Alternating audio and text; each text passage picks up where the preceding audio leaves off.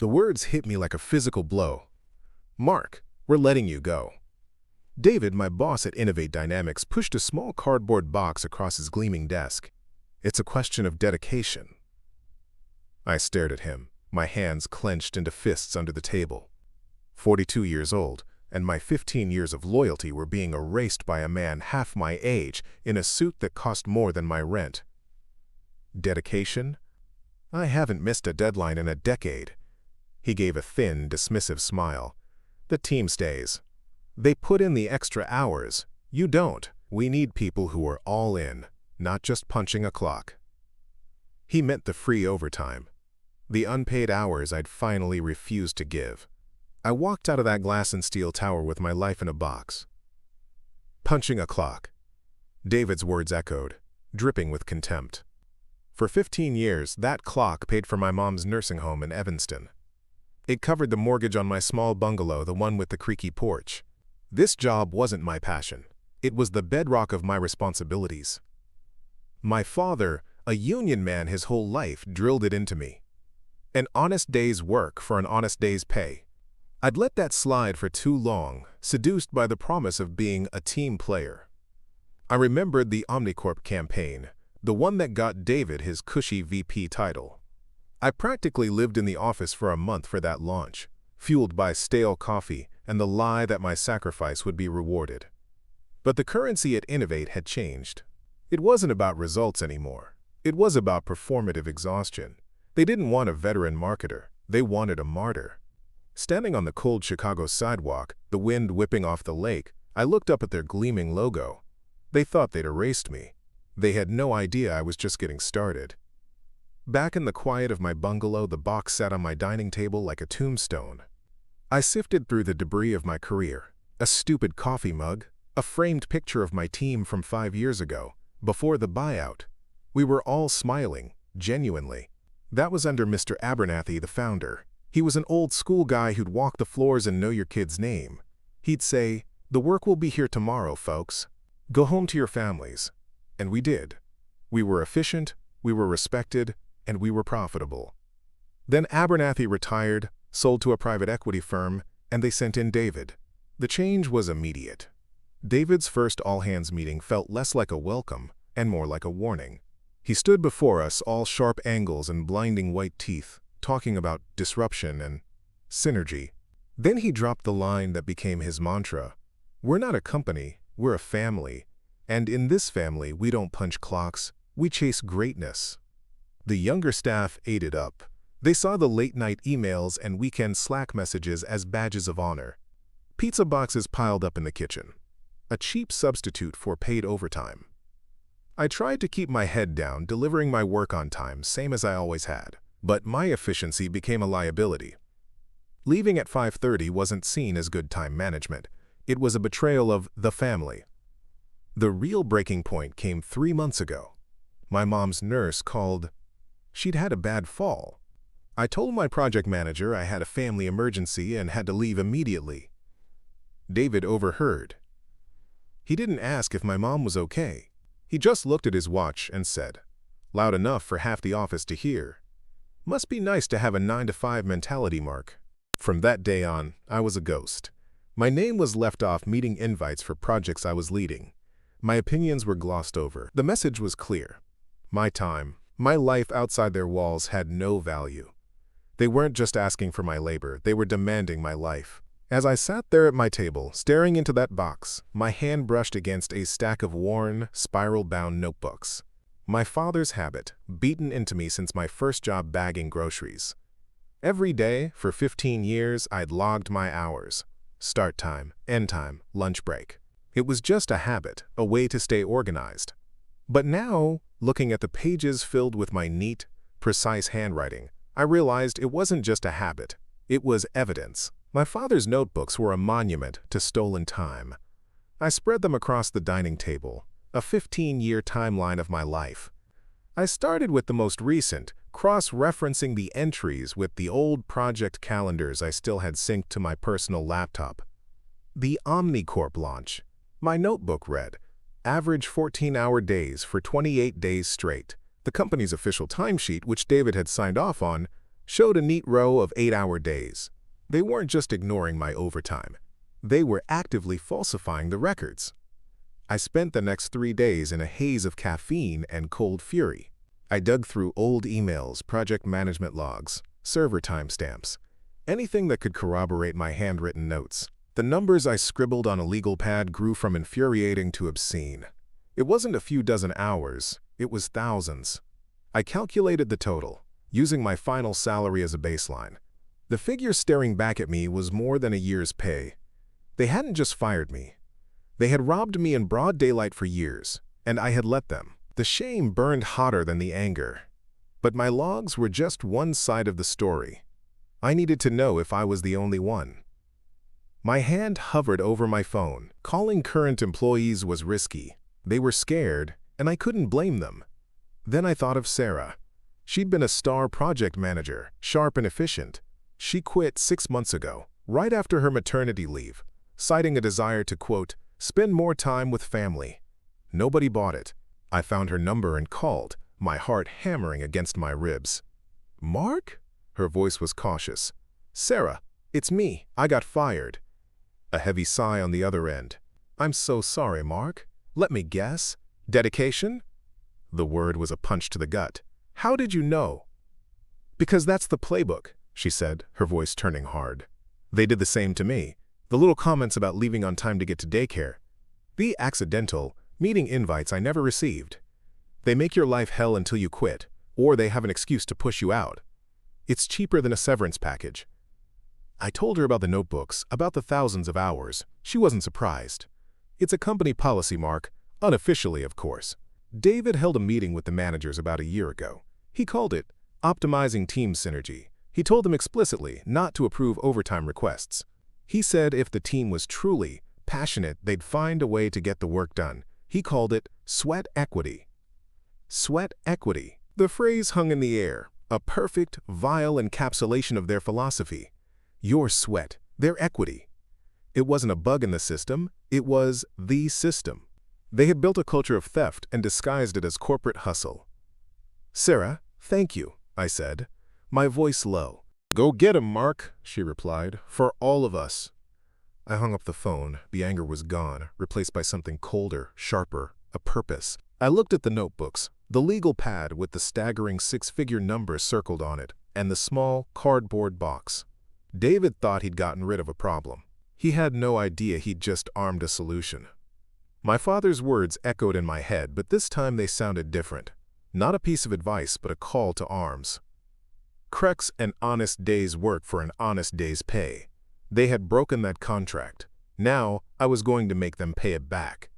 With interest. The next morning, I didn't wake up angry. The fury had burned itself out, leaving behind a cold, clear certainty. I made my coffee, sat at the dining table littered with my life's work, and felt a profound sense of calm. This wasn't a messy, emotional vendetta. This was an audit. I spent the next 2 days executing a plan with the same precision I once dedicated to their million-dollar campaigns. I borrowed a high-speed scanner from my neighbor and digitized every single page of my 15 years of notebooks. The monotonous work was meditative. Each page was a memory, a small theft, now being converted into hard data. I compiled everything into a master file. The scanned logs, the incriminating emails I'd forwarded to my personal account, screenshots of the project management software showing my late-night activity, and a meticulously detailed spreadsheet calculating the unpaid wages, down to the cent. The final number was staggering, $187,423, my sweat equity. When the package was complete, a digital fortress of evidence, I looked up the number for the Illinois Department of Labor. My heart wasn't pounding. My hand was steady as I dialed. A tired-sounding woman answered. "Wage and hour division. How can I help you?" I kept my voice even, professional. "My name's Mark Sullivan. I'm filing a wage theft complaint against my former employer, Innovate Dynamics." I gave her my employment dates and my final salary. "And do you have documentation of the unpaid hours?" she asked, a note of practiced skepticism in her voice. I looked at the folder on my desktop, named simply, Innovate. Final. I have daily handwritten logs for my entire 15-year tenure, I said, corroborated by digital records, server logs, and project timestamps. It's organized by date and project code. I also have a witness, a former manager, who can attest to the company's unofficial policy of mandating unpaid overtime. There was a long pause on the other end of the line. The skepticism in her voice vanished, replaced by something else. Interest. "Mr. Sullivan," she said slowly, "I'm going to email you a link to our secure portal. Please upload everything you have." I followed her instructions. The progress bar on the screen filled, a thin green line representing 15 years of stolen evenings and weekends. I clicked Submit. The button felt impossibly small for such a monumental act. It was done. I hadn't screamed. I hadn't threatened. I had simply filled out a form and attached a file. I walked over to my living room window, which faced the city. Somewhere in that forest of glass and steel, David was probably in a meeting, sipping his expensive coffee, completely oblivious. The system was now in motion. All I had to do was wait. The silence was the hardest part. For 3 weeks, the only update on my Department of Labor complaint was a sterile, automated email confirming its receipt. The government, I was quickly learning, does not move at the speed of revenge. I spent my days going through the motions of a job search, tailoring my resume and writing cover letters for positions I didn't want. Every application felt like a betrayal of the mission I'd started. My mornings were calm and methodical, but by the afternoon a corrosive doubt would start to creep in. Had I been naive? Had my meticulously compiled evidence just landed in some digital slush pile, destined to be ignored? The first tremor came not from the DOL, but from within Innovate itself. An email from Brenda in accounting, a woman I'd shared a coffee with maybe 3 times in 15 years. The subject line was just my name. The message was short and jittery. Asterisk, Mark, hope you're well. Strange question, but do you have copies of your signed timesheets from the last year? HR is doing some kind of audit and they can't find yours. Very weird. Let me know. I stared at the message, a slow, cold smile spreading across my face. They weren't just doing an audit, they were panicking. The DOL had made contact. They were looking for the very documents I knew had been falsified, and they were trying to see if my copies matched their fraudulent ones. They were building their defense, which meant they knew there was a war coming. Brenda's email was the flare in the dark I had been waiting for. It told me my missile had hit, and now I could see the target clearly, but it also made me realize my attack was too narrow. I had filed a complaint for one person, me. My evidence was airtight, my case was strong. I would probably get my money. But that wasn't enough anymore. This wasn't just about my stolen wages. It was about Sarah, pushed out after her maternity leave. It was about the junior designers who thought 80-hour weeks were a badge of honor. It was about the culture of theft David had so carefully cultivated. My case was a single lawsuit. What I needed was a revolution. My mind immediately went to Leo Martinez. He'd been a senior network administrator, a quiet guy who was practically invisible until a server went down, at which point he became the most important person in the building. He was let go about a year ago for failing to integrate with team culture. The translation was that he refused to answer work calls and emails at 3 in the morning unless he was paid for being on call. He was like me, a ghost from the Abernathy era who didn't fit the "we're a family" model. More importantly, Leo knew where the digital bodies were buried. I found him on LinkedIn, now working as a freelance IT consultant. I sent him a simple message. "Leo, it's Mark Sullivan. I need to talk to you about Innovate. Can you meet for coffee?" He agreed to meet at a small, independent coffee shop in Pilsen, miles away from the loop and its prying eyes. He looked older than I remembered, the stress of his exit still etched around his eyes. He listened patiently as I laid out the whole story: the firing, the notebooks, the DOL complaint, Brenda's email. I didn't show him my evidence. I just told him. I needed to know if I could trust him first. When I finished, he took a long sip of his coffee. "They told my new clients I was fired for gross incompetence," he said, his voice flat and devoid of emotion. "Said I almost wiped a client server. It was a lie. I had backups of everything to prove it. But the rumor was out there. It cost me 2 major contracts." He looked me dead in the eye. "So yeah, Mark, I'm listening. What's the plan? My case is solid for me, I said, leaning forward. But they'll just write me a check, sign an NDA, and call it the cost of doing business. David will keep his job. The system won't change. But if 10 of us file? Or 20? If the DOL starts seeing a pattern of systemic wage theft across years and multiple employees, it's not just about back pay anymore. It becomes about penalties, audits, maybe even criminal charges. It becomes a story the Chicago Tribune might be interested in.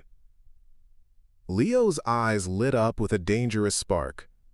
A class action. The seeds of one, anyway, I corrected. But we can't just start cold calling people. Everyone's scared. We need a secure, anonymous way for people to connect, to share their stories without putting a target on their backs. That was Leo's world. He nodded slowly, the gears already turning. I can do that. I can set up a secure, end-to-end encrypted forum. Untraceable. I still have the personal email addresses for almost everyone who's left or been pushed out in the last 5 years. I'll create a list. We don't ask them to join a lawsuit, I instructed, my voice low and urgent. We just plant a seed. A single, anonymous email. Something like, a formal wage theft complaint has been filed against Innovate Dynamics. If you also worked unpaid overtime, you may be entitled to significant compensation.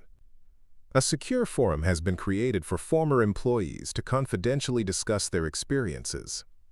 No names, no threats, Leo confirmed, a grim smile on his face. Just an invitation. 2 nights later, he sent me a link. The website was stark, just a simple login page with no branding. Inside was a single, empty forum. That evening, Leo sent the anonymous email to a curated list of over 50 former Innovate employees. I spent the next hour staring at the empty screen, my heart pounding a frantic rhythm against my ribs. Had I miscalculated? Was the fear David had instilled too strong? Then, the first notification popped up. A new post from a user named designer_alley_cat. The post was one sentence. The Omnicorp launch. They had me working 16-hour days for a month. I still have the project files with the timestamps. Another notification. PM_dad_of_2. I missed my son's 4th birthday for a pitch deck they ended up scrapping.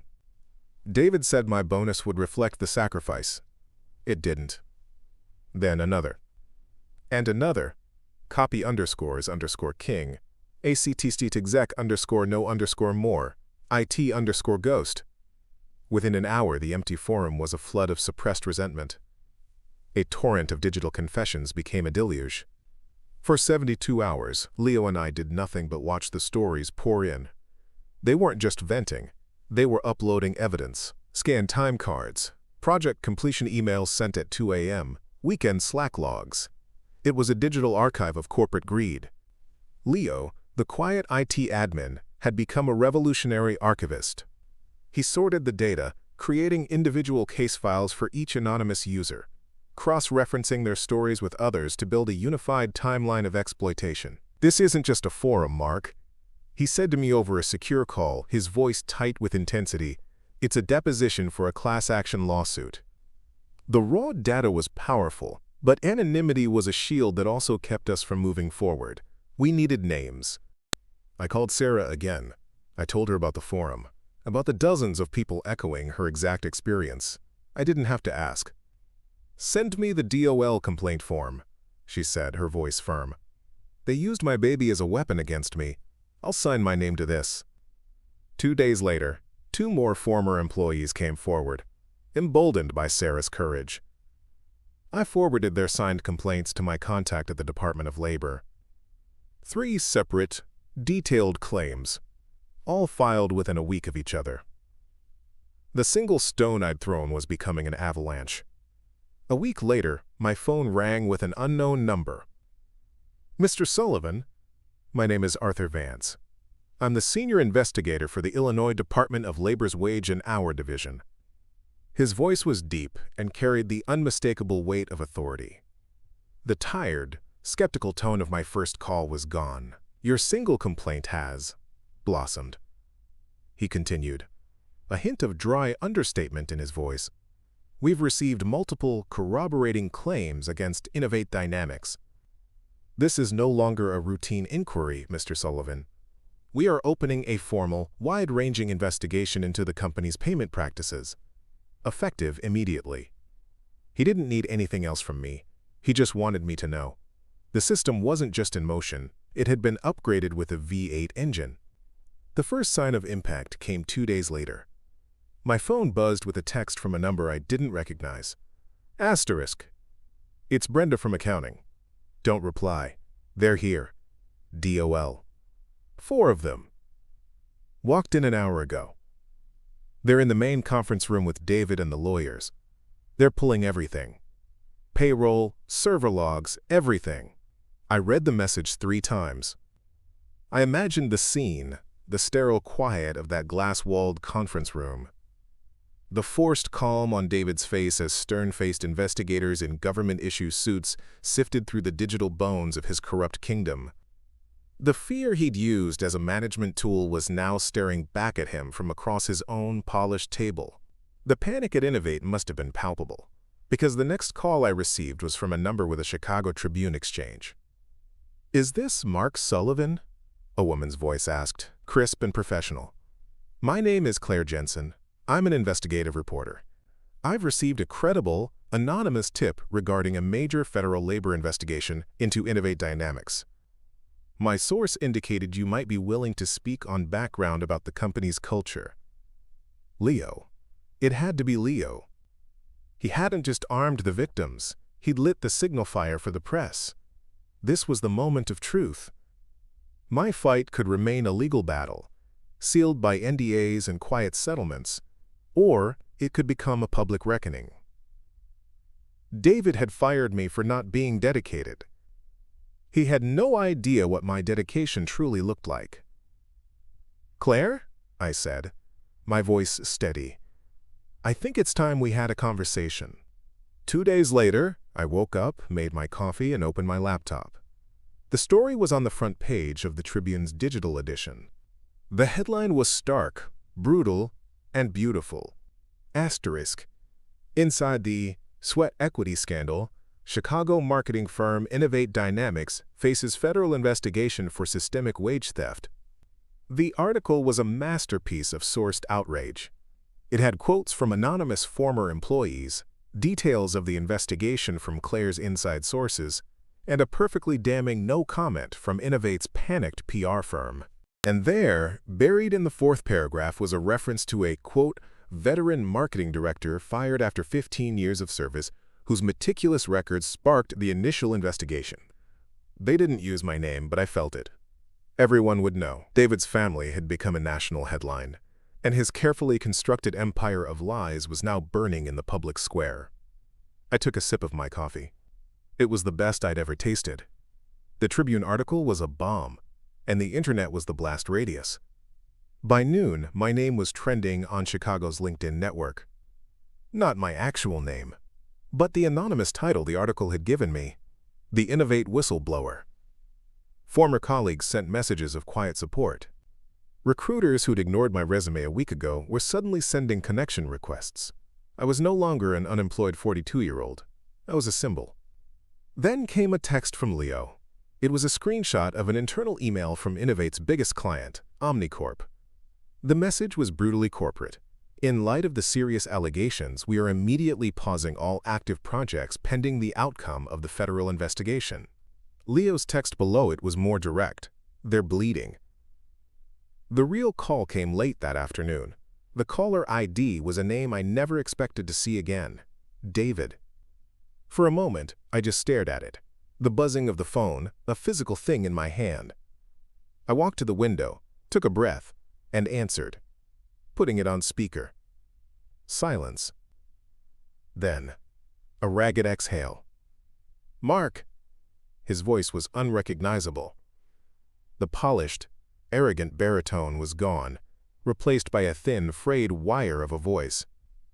He sounded like he'd aged 20 years since breakfast. "What do you want, David?" I kept my own voice flat, a calm sea against his storm. "You've destroyed us," he rasped. "Clients are leaving. The board is calling for my head. Do you have any idea what you've done?" "I just told the truth," I said, looking out at the city skyline, at his tower. "You're the one who built a company on stolen time." "It wasn't like that. It's how the game is played." The desperation was rising, cracking his voice. "Listen, Mark. We can fix this. I can authorize your back pay. All of it. We'll add a severance. A generous one. You just have to release a statement. Say the reporter took your words out of context." I almost laughed. He still thought this was about money. He still thought he could buy his way out of the hole he'd dug. "The story isn't about me anymore, David," I said, my voice dropping to a near whisper. "It's about the dozens of others you cheated. It's about the culture you built. My check is coming one way or another. But yours? That's a different story." I ended the call before he could respond, leaving his panicked voice hanging in the empty air of my living room. The money didn't matter. The job didn't matter. The moral victory was hearing the sound of his world collapsing. What's the wildest excuse a boss has ever given you for why you should work extra hours for free? I want to hear your stories in the comments.